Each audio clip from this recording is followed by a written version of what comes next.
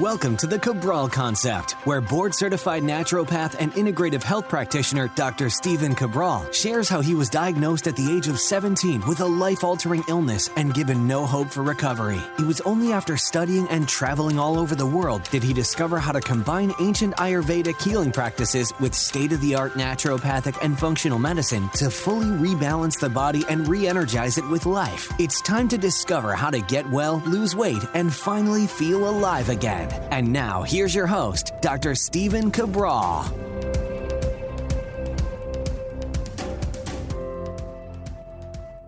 Welcome back, everyone, to the show. Great to be here with you today on our first Cabral HouseCall of the weekend. Always nice to be able to share my weekends with you if you're tuning in live. We answer 6 questions on Saturdays, 6 questions on Sundays. And, well, today is no different. We're going to be going over all things wellness, weight loss, and anti-aging.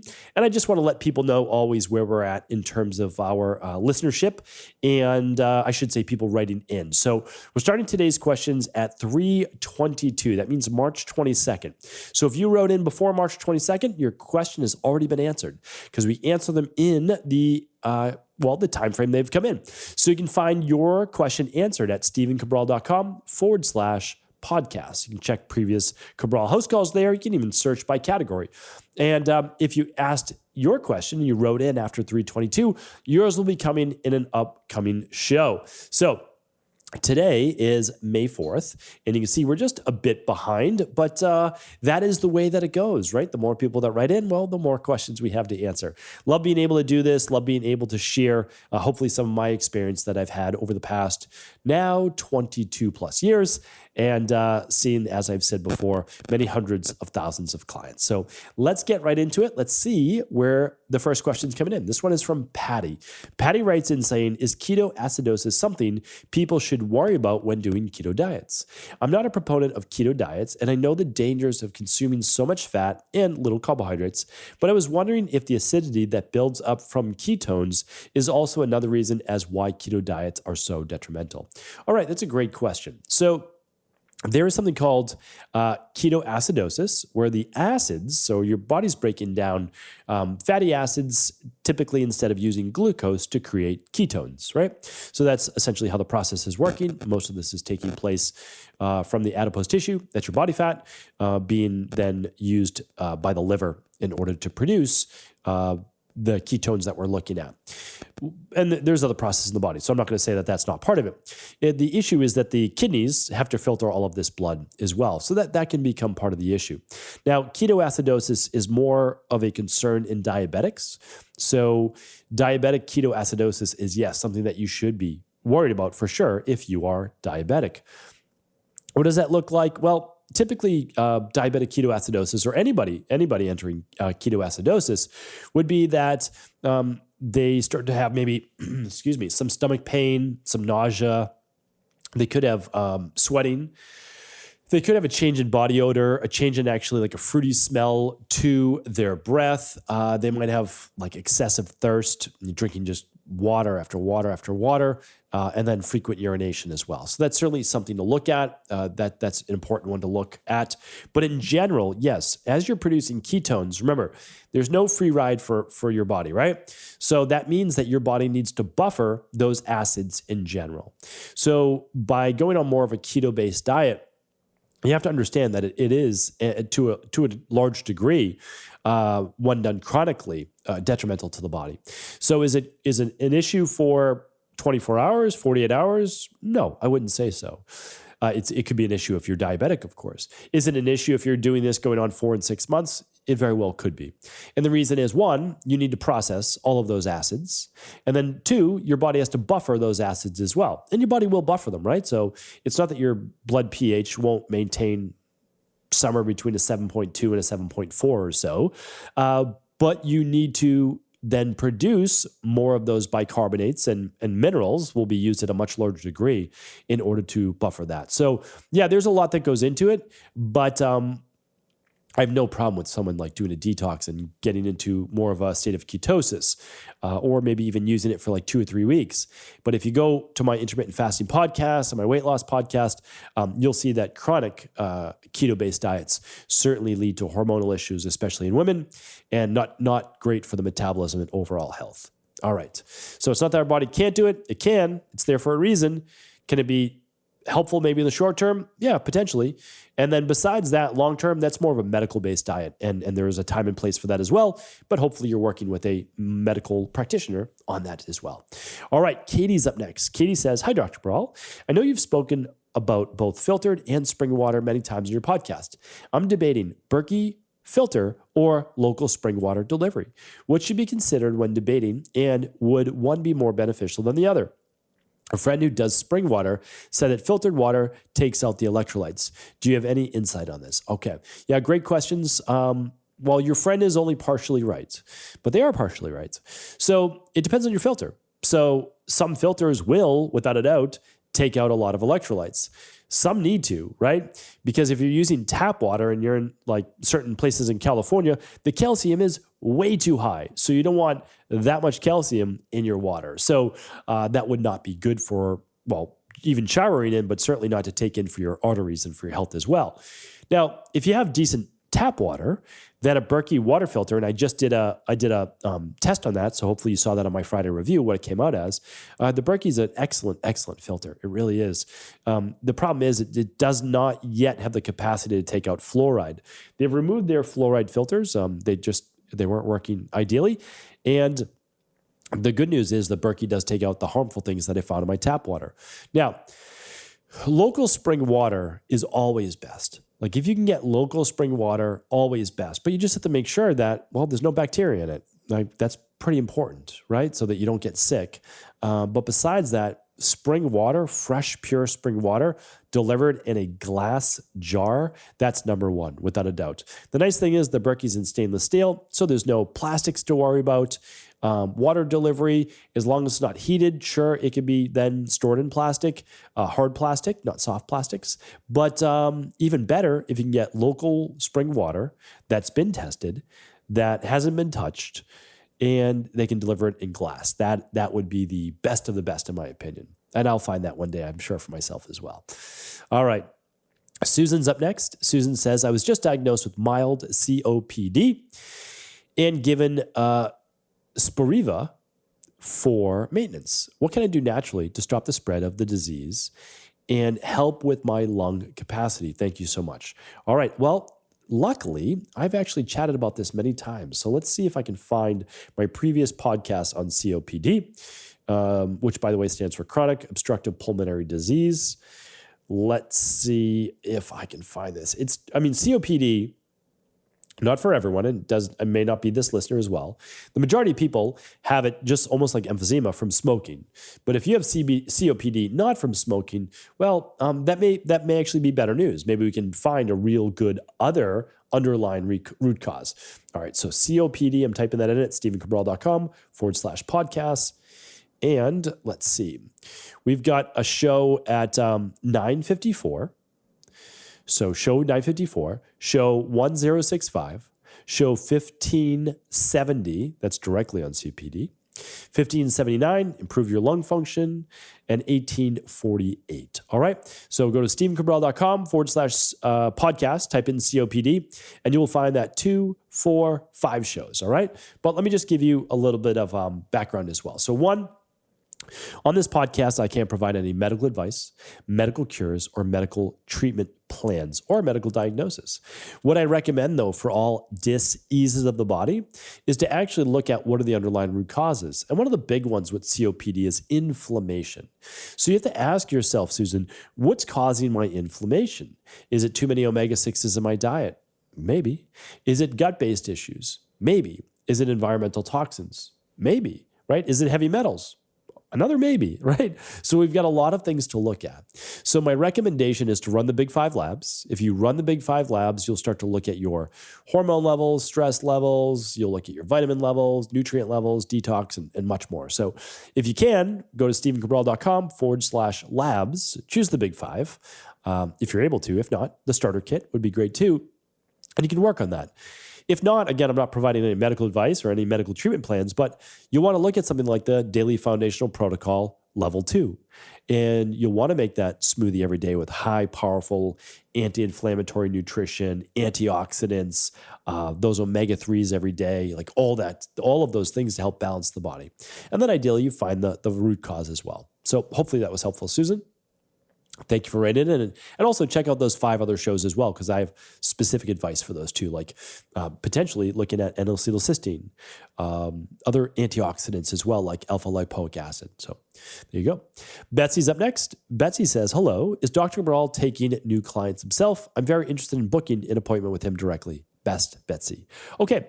Well, Betsy, just keep in mind that this Ask Cabral, your question is not going to be answered for about 6 to 8 weeks. So anybody who has like a customer service question should always just email support@equa.life. That's EQUI.LIFE, or even support@stephencabral.com. Either way, we'll make sure you get taken care of that same day, Monday through Friday. But I'm happy to answer your question. So I oversee a team of about 20 practitioners, about 20 people on our health coaching team. And that enables me to work on cases with the team a couple times a week of the hardest cases that maybe are new, that don't come up as often. So I get to work with the entire team, which is great. And we are now doing well over 1,000 appointments. We see a couple thousand labs a month. So that is that's what I feel is like my best way to be of service, is to help thousands of people rather than 30, 40 people a week. So that's what I'm doing right now. So do know, though, that if yours is a case that we typically have not seen, well, then I help review that lab with the team as well. But we have an amazing, amazing team. I mean, we're talking about, in my opinion, best of the best, like great, great practitioners. They're absolutely fantastic. So you're in good hands. To find out more about joining our health coaching practice, head on over to stephencabral.com/health-coaching. All right. Lauren is up next. Lauren says, hello, Dr. C. Thank you for all you do. I was on birth control pill for 15 or so years. Finally got to try for a family. I had 56-day cycles for months. About 3 to 4 months post-pill, I developed insomnia along with other issues such as acne, weight gain. I took your hormones accelerator course and focused on reducing resistance training, did your detox, decreased high estrogen foods, got my cycle back down to 36 days. Oh, that's fantastic. Happy to hear that, Lauren. My sleep was really bad for 2 to 3 months. It's getting better, but I keep having this weird twitch when I fall asleep. I looked it up and it's possibly called a hypnic jerk. They get so bad that they will completely wake me up. They are reduced when I leave the bed and sleep on the couch. I have become at peace knowing that I will survive another day if I don't get great sleep. These are stresses of my life right now, and I'm working on techniques to de-stress. For a while, I thought it was related to weight training, even in the AM, but the theory is inconsistent with jerking episodes. I'm wondering your thoughts on what could be causing this hypnic jerk. Thank you for all you do. P.S. Currently doing your heavy metal detox. Okay, so I know exactly what you're talking about. I'm actually going to see, I've never referred to it as hypnic jerk on the podcast, but let me see if I can find, so 1059, I just typed in jerk at stephencabral.com/podcast. There it is right there. 1059. I've answered this before. I didn't even know that I answered this before. So you'll definitely want to check out episode 1059 and there's a few other shows on it, but I would just check out that show as well. But let me go over just a little bit with you, because it's always nice to hear my take on it 1,000 shows ago. I mean, that was 3 years ago? Almost 3 years ago. So when I've seen this many times in my practice, and I mean, I've even had it, most of us have had it every once in a while. So it says you're falling asleep, your body literally jerks you awake. Almost every time. I've seen it around the body being over-tired and over-stressed. So essentially, there is this shift, potentially, this is a theory, moving from the sympathetic nervous system over to the parasympathetic nervous system. And it's not gradual, and it's not gentle, and there's literally a jerk of the muscles. Now, let's start to look at the actual biochemistry and pathology of how this may work. So our muscles work with all four electrolytes, but namely more calcium and magnesium. So a jerk of the muscles, certainly calcium is needed, and a relaxation of the muscles, certainly magnesium is needed. Sodium and potassium are important as well, but that's more from a hydration level. Potassium, though, does calm the nervous system and the muscle. That means the muscles as well, because the nervous system is what innervates the muscles. So there is a excitation of the nervous system, which then innervates the muscles. Taking that out of, I guess, medical-based speak and making it more normal, your nervous system tells your muscles what to do. So when you get that jerk, there is a excitation of the nervous system that then excites the muscles. This can be an issue I've seen in my practice from people that are, again, this is not medical advice, could be deficient in magnesium. Or simply that day, they didn't get enough magnesium based on the level of stress their body was under. Physical stress, mental stress, etc. And so what I would look at is if you haven't already done the Big Five, or if you haven't already done, let's just say even just the minerals and metals test to look at your electrolyte levels in terms of stress, I would look at that. Now, there are other causes, and you're already looking into them, which is great.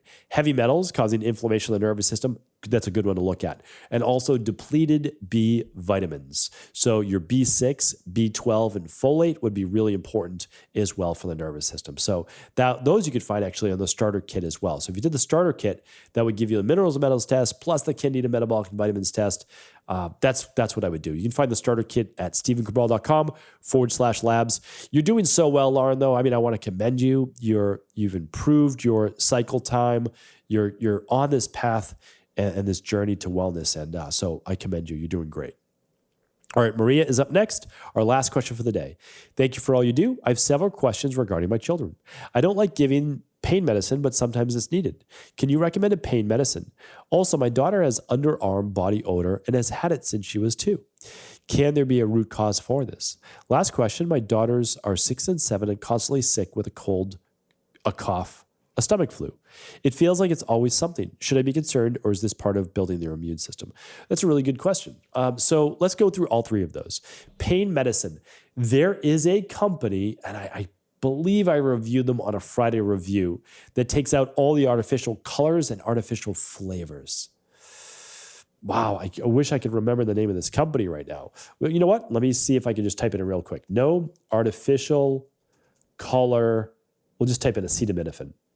All right, so it's the same product, but no artificial stuff in it. It's called Genexa or something like that. It's Genexa. I'm pretty sure this is it. It's dye-free. I'm pretty sure this is it. Let me look at the label real quick. I never usually do this during a show to look things up, but I just want to make sure that I'm giving you the right type. Yes, I believe this is the company. And so if I go to Genexa, and yes, they have what? They've got allergy. They've got the first clean medicine company. All right, well, so there you go. So if you ever feel like you need an ibuprofen or you need acetaminophen, that could be a cleaner version. All right. The second one is, let's see, underarm odor in young children. Well, I've talked about body odor recently. That can be due to infection. It can be due to gut issues. It can be due to poor detox. It can be due to imbalanced pH in the body. It can be hormones, but it's probably not hormones at 6 and 7 years old. So there's certainly something to look at there. And then your children are battling coughs and stomach flu. I would run the starter kit. I really would. I would look at minerals, vitamin levels, gut-based issues, and it's really simple because it's a couple snips of hair and then it's a simple urine collection. I run them with my daughters every single year. So that's what I would look at because, here's the thing. Kids getting sick even a half dozen times a year is not abnormal because they're building their immune system. I mean, they really are. So it's not like if your kids go to school or daycare and they're around other kids, they get sick. It's just, it shouldn't last for more than 3-4 days, maybe a week max.